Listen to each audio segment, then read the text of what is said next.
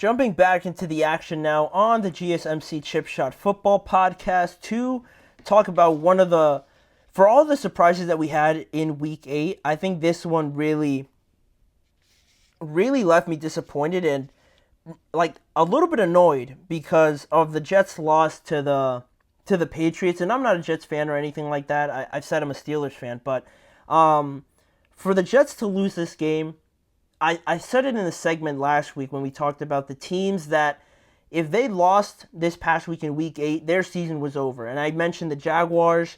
They lost. Who else did I mention? I mentioned the Titans. They ended up losing, obviously, to the... I can't even remember who they lost to. The Titans, who did the Titans lose? The Lions, a forgettable game.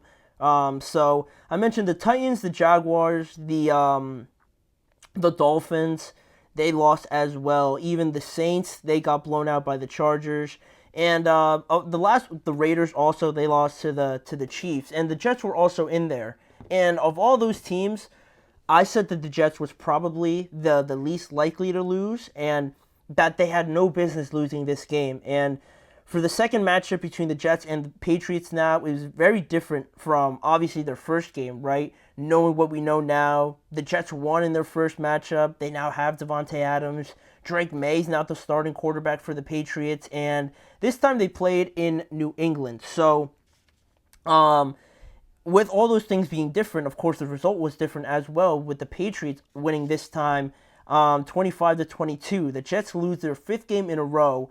And their last win was, funny enough, against the Patriots when it looked like at that point that they were turning a corner a little bit. It looked like they were figuring it out after the 49ers game, after the Titans game. It looked like the Jets were kind of, figuring it out with Aaron Rodgers. But it couldn't have been further from the truth. They haven't won a game since then. The defense, I think might be fair to say that they've gotten worse, or people have realized that maybe they're not as cut out as a top 10 defense, top 5 to 7 defense as maybe everybody thought or expected, especially with the kind of players that they have. It's pretty mind-boggling how they're not playing a little bit better. The Jets fall to 2-6 and now are tied for last in the division with the New England Patriots also at 2-6. It's New England's first win at home since the 7th week of last season. And that's been over a year ago since winning in Foxborough. And the Jets last year, after 8 games, mind you, were 4-4 compared to this year now being 2-6. 1 year with Aaron Rodgers, Hall of Fame quarterback, one of the best quarterbacks of our generation. And last year, 4-4, a better record, but with Zach Wilson, right? Try and make sense of that, right? It doesn't make sense because this Jets team, it's just so... I don't even really know why or how this Jets team can just drop these games. I guess I'm just failing to accept the fact that it's hard for me to accept the fact that just Rodgers isn't good enough. And I know he's older, and I know one of the Patriots defensive linemen, forgive me, I don't know his first name, but I think his last name is Godcho.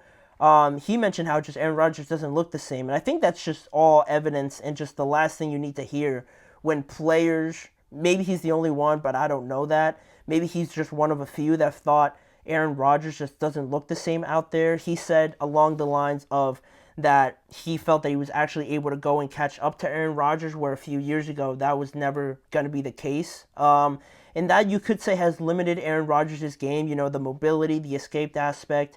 It's always easier, obviously, to tackle a immovable object than it is trying to chase someone back there around for multiple seconds just for the coverage to break down and whatnot. And you guys know how the story goes. But I don't know. It's just going back to the point that we made a while ago where Robert Saleh was fired.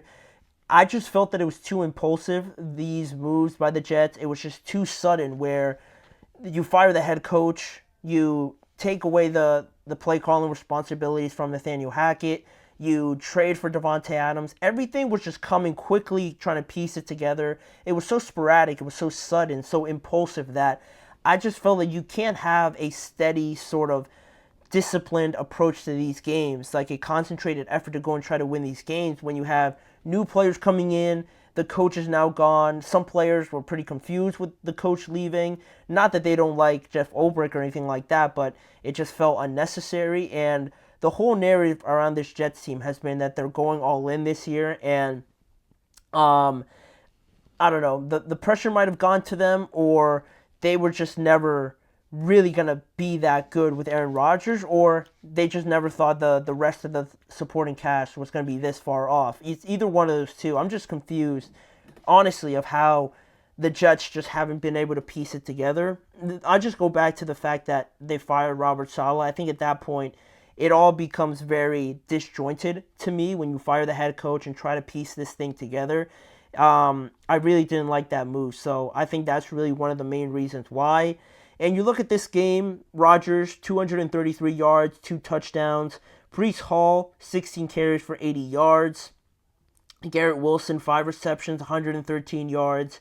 Devontae Adams, I mean, I guess technically a better game because he had more receptions and more yards than last week. But last week he had 3 receptions for 30-something yards. Now this week he had 4 for 54. It's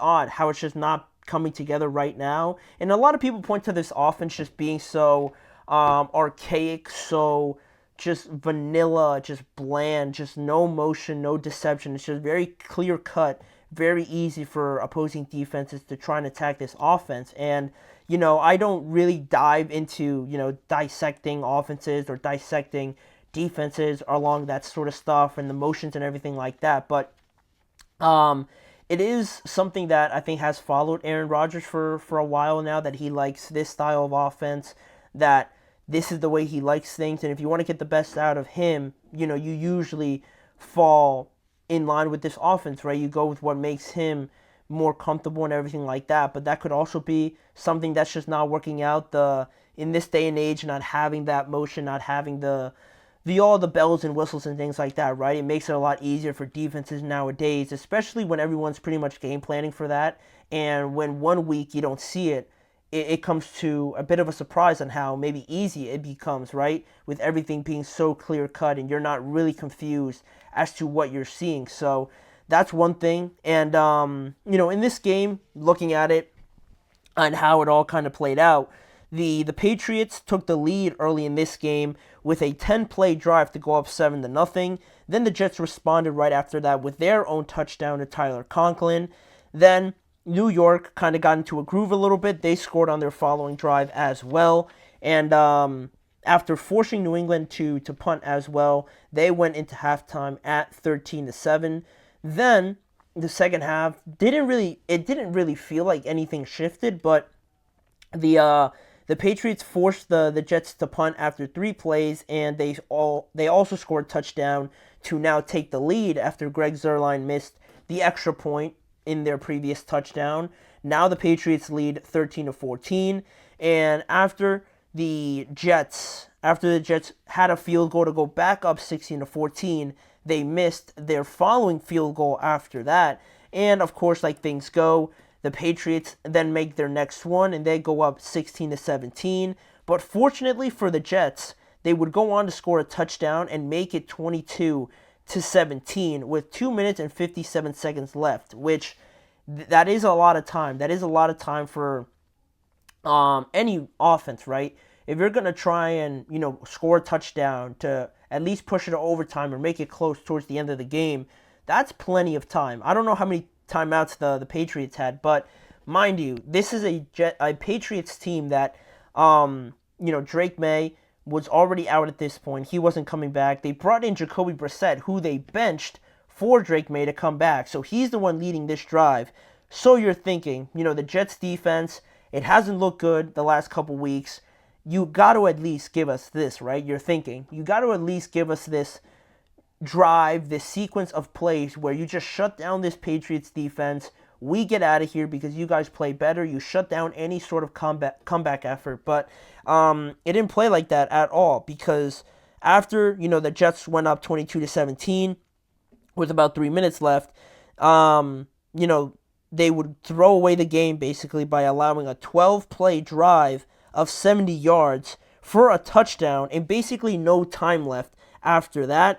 And the Patriots go up 25-22 after they also get a 2-point conversion. So they orchestrate such a beautiful drive to end this game and just really stick it to the Patriots that, this defense isn't really that good.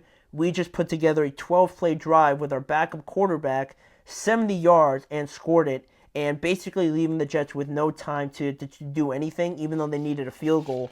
They couldn't do anything, and they ended up losing 25-22. And, of course, in hindsight, you look at this game and you think, with the field goal that Greg Zuerlein missed, with the extra point that he missed as well, if everything else plays out exactly the same, but you get those 4 points back, you win this game, and nobody's really freaking out that much today. But, the defense has to be better. The defense just has to be. For Aaron Rodgers to come out afterwards and say that they need to score 30 points a game, and he kind of made it sound a little bit nicer, saying like they're capable of doing that, so they expect that out of themselves. You could also take it in a way that, this defense isn't that good, so we have to score 30 points or else this defense isn't going to stop anybody and hold anybody to less than 30 or hold anybody to around 30 points. We have to score an extra amount of points basically to have a chance to win these games. And, depending on how you take it, that's a way I took it. But I'm sure Rodgers didn't mean to, call out his defense, but it sort of sounded like that when you interpret it a certain way. And, the defense has to make a stop there. There's also too many mistakes in certain situations that you wouldn't expect out of a very veteran-heavy team, especially like penalties, allowing too many third down conversions as well.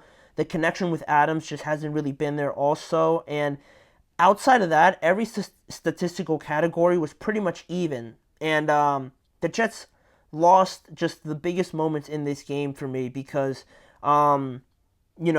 at this point, when you're 2-6 and, the third down conversions are what they were compared to the Jets, it was pretty lopsided, I want to say. The third down conversions were 7 of 15, the Patriots were on the day, and the Jets were 4 of 10. So allowing about half of the third down conversions to this Patriots team isn't winning football, isn't a defense that lives up to the task of being a Super Bowl contender.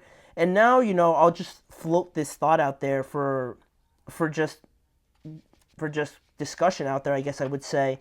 With the trade deadline coming up, they'll never admit it. The Jets will never admit that they're punting away this season now. But you're sitting at 2-6. Your future is not really too clear, especially with all the picks and stuff that you've traded away. Is it so crazy to think about trading Hassan Reddick? You haven't really signed him to an extended deal. You've only really restructured his contract. So is that something you entertain? I know there was trade talks with Garrett Wilson. That's the last person you want to trade, but I don't think it's so crazy with how bad the season has gone. I don't think it's too crazy, like I said, to explore those options to at least get something back on your future so you're not really starting from ground zero and you're starting probably without a quarterback. You'll have Garrett Wilson, but everything else might, Devontae Adams, what's going to happen with him? Other pieces, the offensive line and things like that, the coach you have to find. It's going to be a long, treacherous rebuild for this Jets team. I don't know if it's too insane to actually think about trading a piece or two here to kind of save the future. I don't know. I feel like at 2-6, I might just be being too pessimistic about it. Maybe they're not going to win like the next 8 or 7 games, but I don't know. It is something I feel like becomes a reality now because this game was so must win. You don't want to face these questions, obviously, but now after losing a game like that, it's hard to think that you haven't hit rock bottom. So you have to, I think now, logically think of all your options going forward. And, it's the reality of it now. They're not a Super Bowl contender. They're not probably going to make the playoffs. So for a year that everybody had such high hopes for right away without actually seeing it on the field, I guess just goes to show football, you got to go play it out there. You got to see it for a couple weeks before you can make a real determination on it. And the Jets have shown us that they've fallen short of all these expectations, unfortunately. So I don't like saying it because I wanted this to work out for Rodgers and Devontae Adams just as a personal fan. But, we got to keep it honest, right? They're 2-6. They're not that good. So with that being the case, we'll move on to the last couple games that we have on here. Two last recaps. The Browns game over the Ravens. A surprising result there for the Browns. A Browns team led by Jameis Winston. We're going to go into that, what we saw out of that game, and whether or not we have to worry about the Ravens defense going forward. So we'll address that when we return. You're listening to the GSMC Chip Shot Football Podcast.